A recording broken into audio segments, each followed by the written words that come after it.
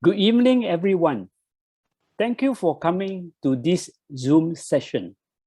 My name is Hewley Ho, a volunteer conducting IT classes in library at Harbourfront.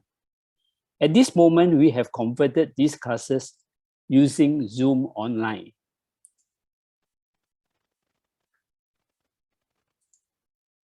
Now, I have a blog, IT for Seniors, WordPress.com. Normally, I post my notes a few days before the event so that you can read through before you coming to the session. So for those who are interested to get a soft copy, you just go to my blog at the bottom right-hand corner. There's a word follow. Click on it, submit your email address, and future posting by me in this blog, you will get a soft copy.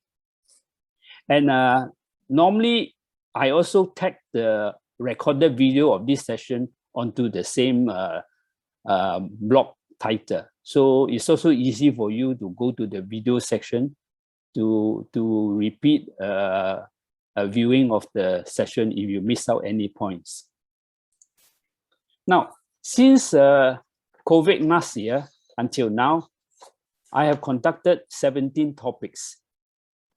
So today is the topic on photo management. So today I try to cover 4 topics. Basically nowadays, you notice if you use your smartphone, everything is taken care for you. You only need to point and take a photo. But if you learn something from today's session, you will know that taking a picture is not as simple as just pointing the camera and take. If you are talking about quality photo, meaningful photo, you have to pick up some points that I mentioned afterwards. And for those who are using the amateur type of DSLR, I also have some tips for you if you have one and you can try it out. In the past, whenever I conduct this class, I always conduct a field trip, a photo walk, to ensure that you know exactly what to do after the lesson. But unfortunately, now I couldn't do it because of the COVID requirements. Now, this is some very basic step, irrespective whether you're using your smartphone or using a DSLR. First of all, you must have steady hands. For people like us, I have experience and I recommend a speed of 125. Because slower than that, 1/60, you must have very steady hand. So to get steady hand in the outdoors, the best way is to get a tripod, get a camera stand. If you don't have, you can lean against a fence or what to steady your hands if you are taking some pictures that you wouldn't have it blur and things like that. And always remember, the sun must be at your back. And one of the simple rule is called the 1/3 rule. I will touch on the composition also in today's talk. Then lighting is also important, whether it's natural lighting or artificial lighting. The reason for lighting is try not to cast shadow onto the subject. If it is the face, the places where we get shadow is the nose, the eye, and things like that. So those who are serious with taking portraits, you have to learn how to set your lighting. And most of all is try to be creative.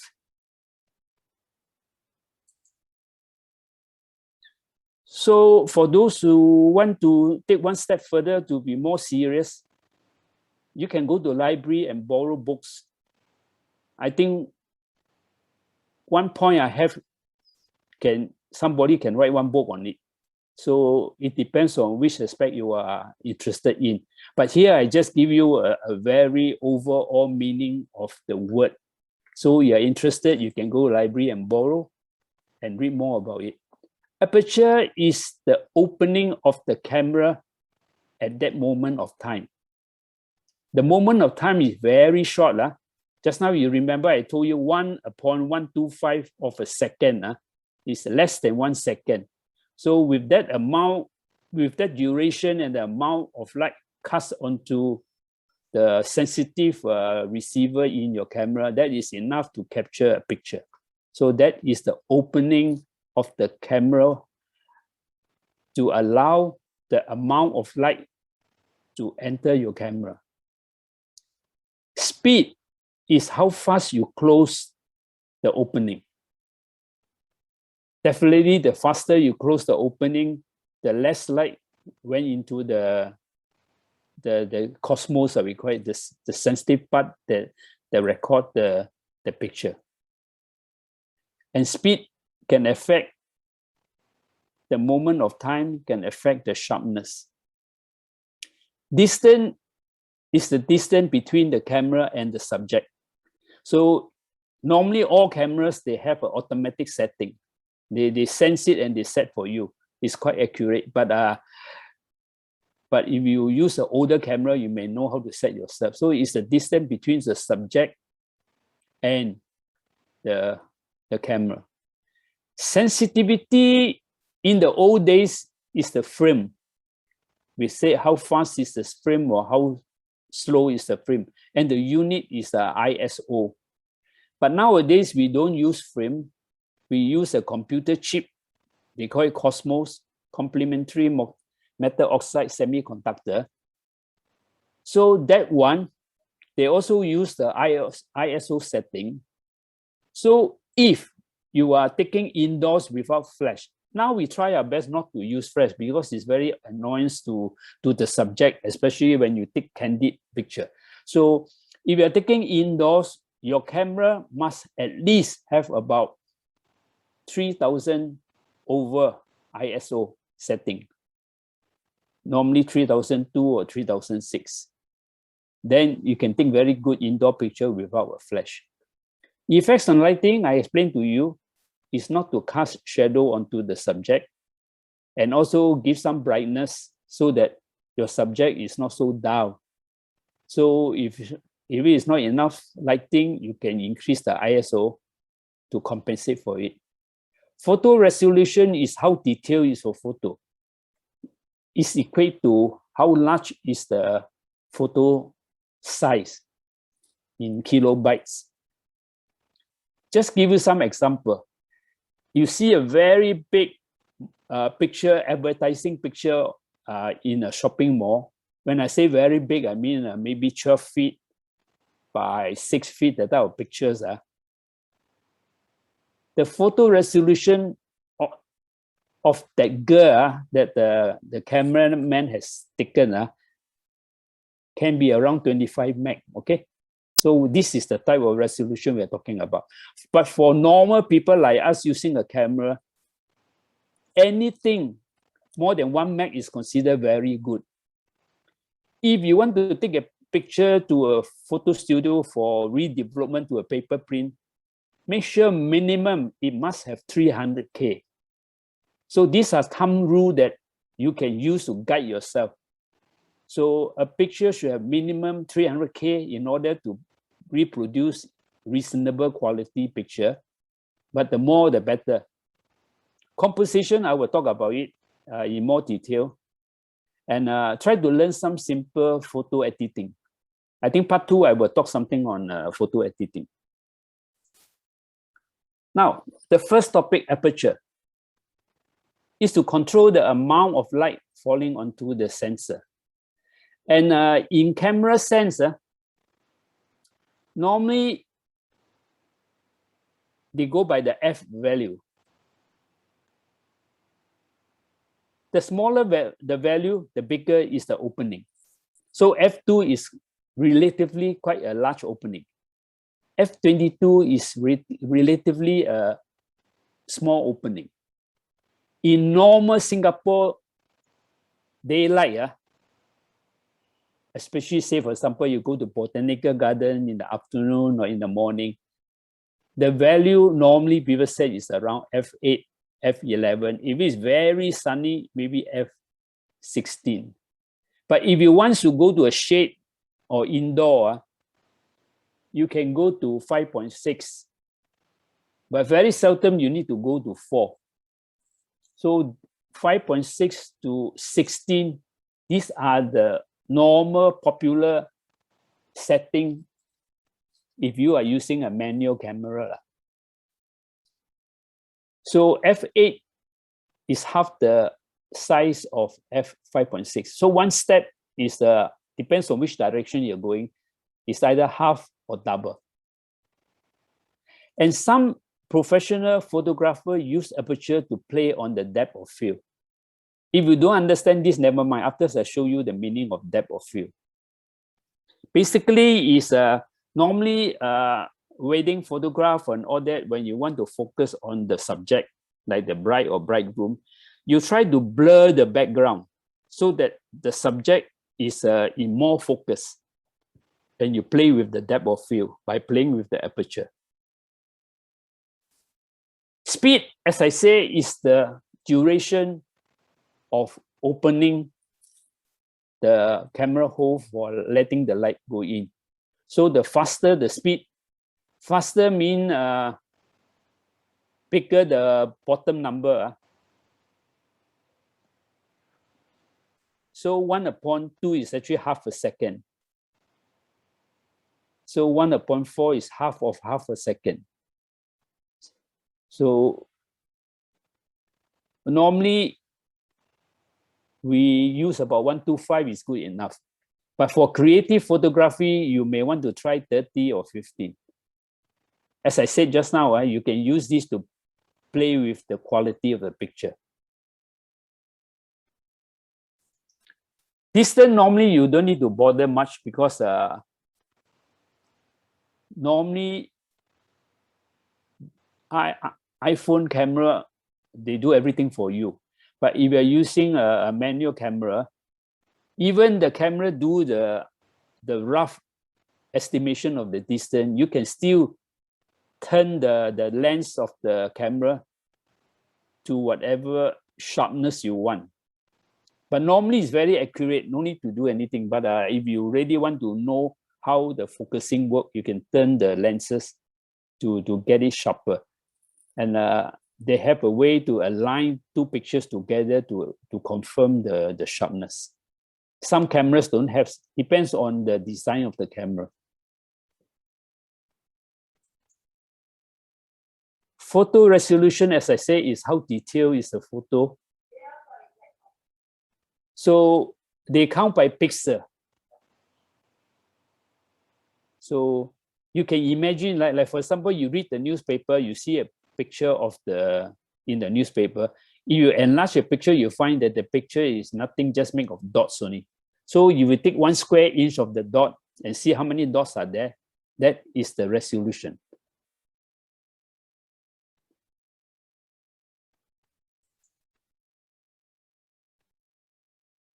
Now, if you want to be a photojournalist, you will understand this meaning. They only have the split second to record the news. But photojournalists, they don't just take one picture. They take as many as they can. From there, then they choose the best moment in the series of pictures they take to tell a story. So if they are ethical, they tell the story in a truthful way, then you get the meaning, what is happening at that time, at that location. So that is the job of a photojournalist.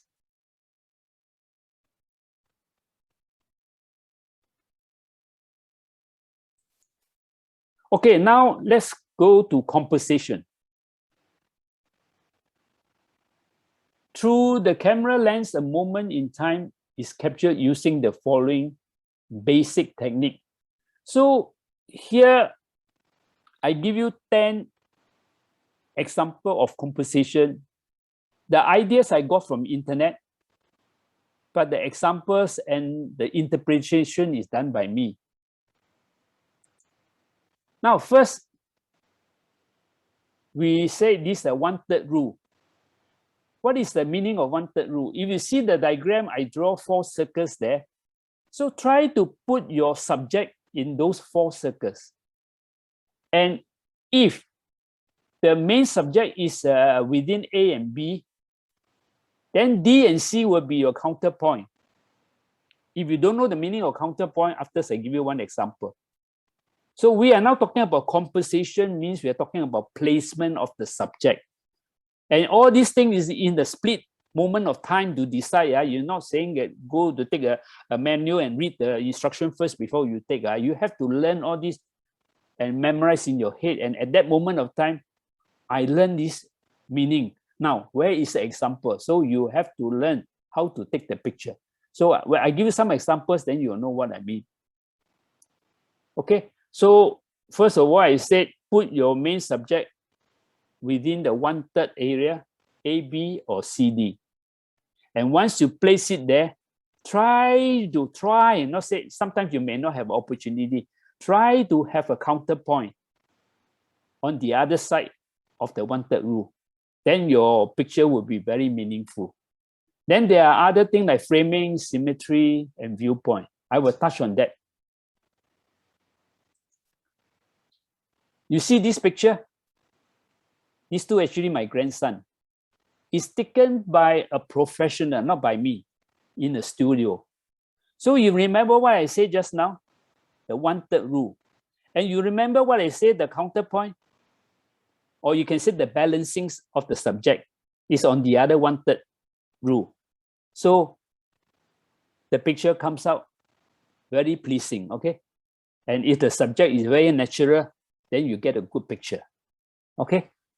We used to engage professional photographer once in 3 years, especially when my daughter from US come back, we have a complete family, then we will engage them. Sometime in the studio, sometime in the outdoor like botanical garden or what. They do the composition for us. They actually study our habits and that one day beforehand. I'm talking about professional photographer. That is what they do. Professional photographer don't just go to the site and take the picture for you. They study the subject before time. The age range of your subject, I mean, how many grandchildren you have and what. Then they will give you the story. So every assignment we give them, they make a story for us. And this story are all documented and I put it in the cloud. So anybody can see. So that is the 1/3 rule. The balancing element I talk about, that's the second rule. You understand the balancing? You remember the 1/3 rule first. Where is your main subject? Your main subject is actually on D and C. Just now, the reference I give you is on the left-hand side, the sumo wrestler. Because the people going there is to see them, how they compete themselves. So that is the main subject. So once you have the main subject, what other subject is relevant to this game is the empire, okay? So you see the cameraman, he stand at a certain position, he can capture both of them. He can capture the 1/3 rule, he can capture the counterpoint. He took it.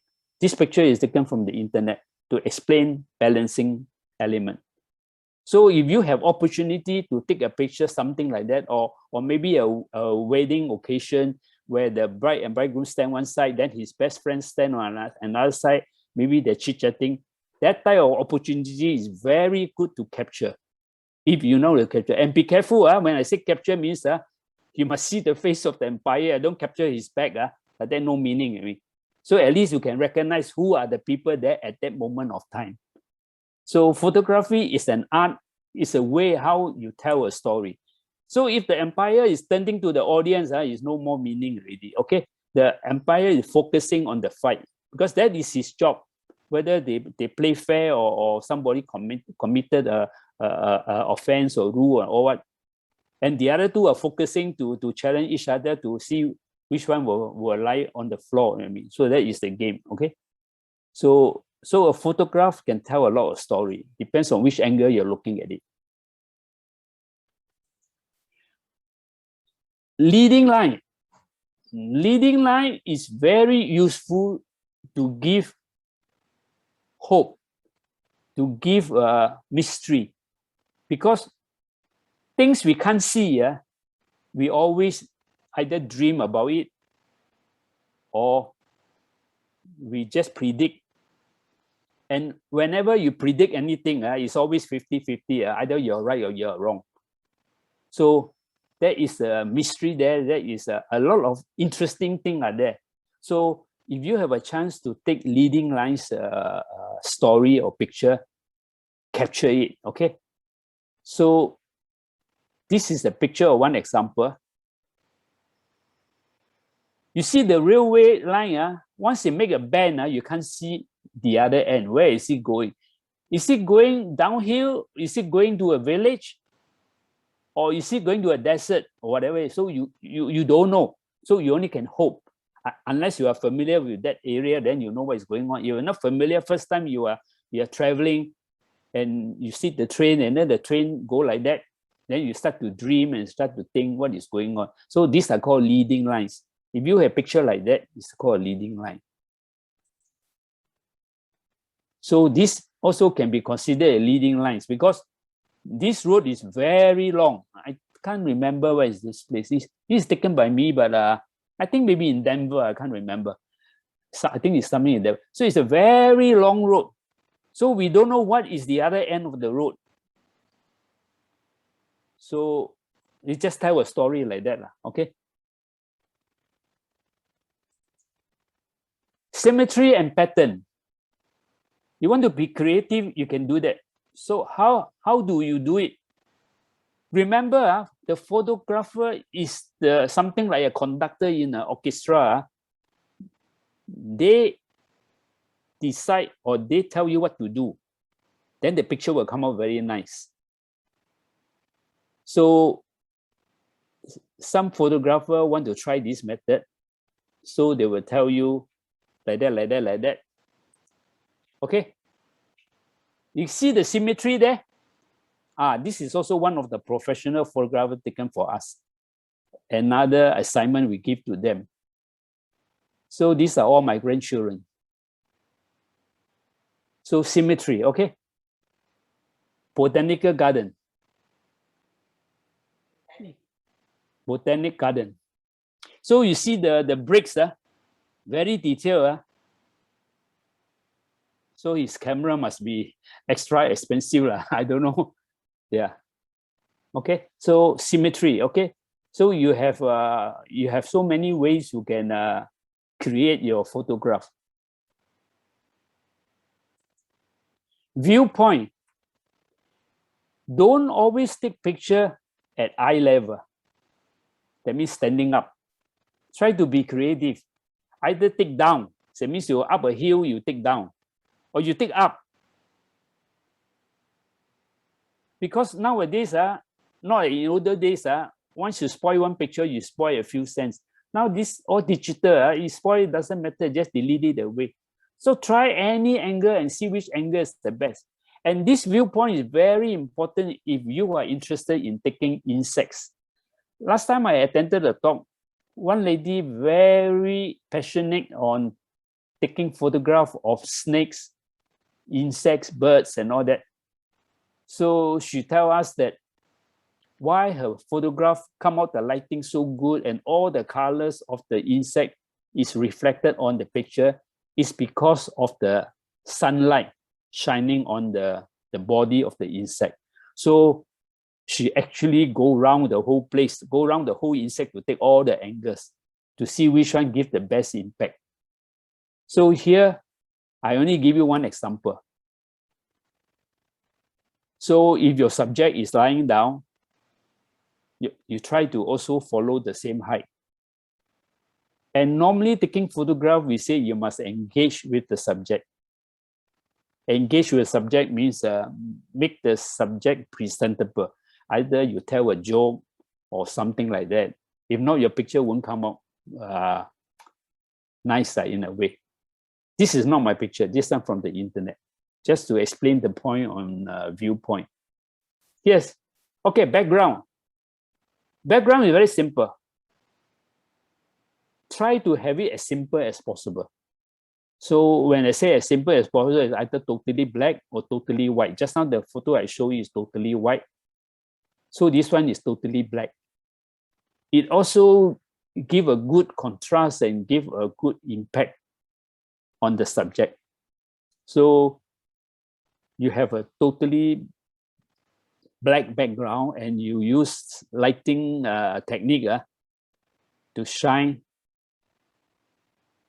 to emphasize on what you want to relay or communicate with the viewer.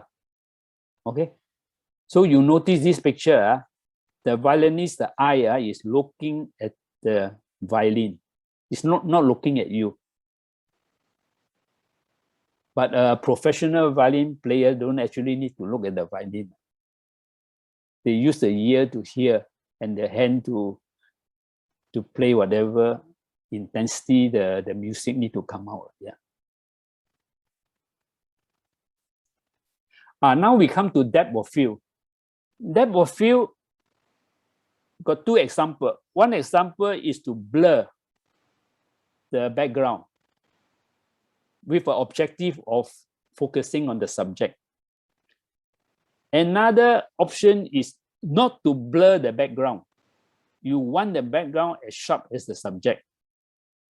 So this one you have to play with speed and aperture. So give you some example. So this is from the internet. You see the hills, you can see in quite detail. Definitely the subject is very sharp lah, but the background is also not blurred. So that's one example. There are many examples in the internet, but I think I only chose one. Framing. Framing is something like trying to focus on the subject or try to draw the attention of your viewer to the subject. Advertiser know what to do. You see a girl advertising a product, you can guess where the product is placed based on human psychology. Because what they want to advertise is not the girl. What they want to advertise is the product. That's what he is paid for. The company that sell the product want him to advertise the product. It can be a brand name, it can be whatever it is. So they have to be creative to make sure you see the product. So they will place the product in a certain place where human behavior will tend to look at the girl in that direction first. So the objective is met. So framing can be used as a technique. So this one is one example of framing. It's a natural framing, you know, just because the contour of the Grand Canyon is like that. So you can't miss the person. Here is another one, I think, yeah. This one is a very good example. The whole surrounding, then you got one simple subject there. If you have a human there working, either fishing or casting the net, then the story will be different from this story. So how you tell a story depends on what opportunity you have when you take the picture. But framing is a good technique to use if you are in this type of situation. And normally this type of thing, you have to use the tele lens because normally you are at a distance. You are not too near to the subject. Cropping. Cropping is because sometimes we take a picture, we are not aware that it has too many dead space. So we have to remove the dead space away.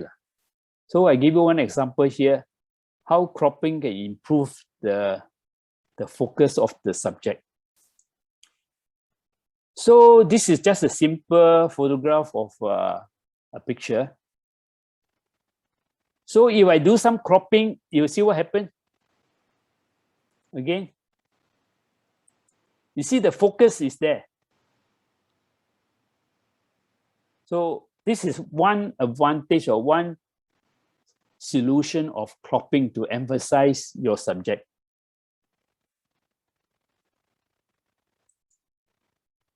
Experimentation.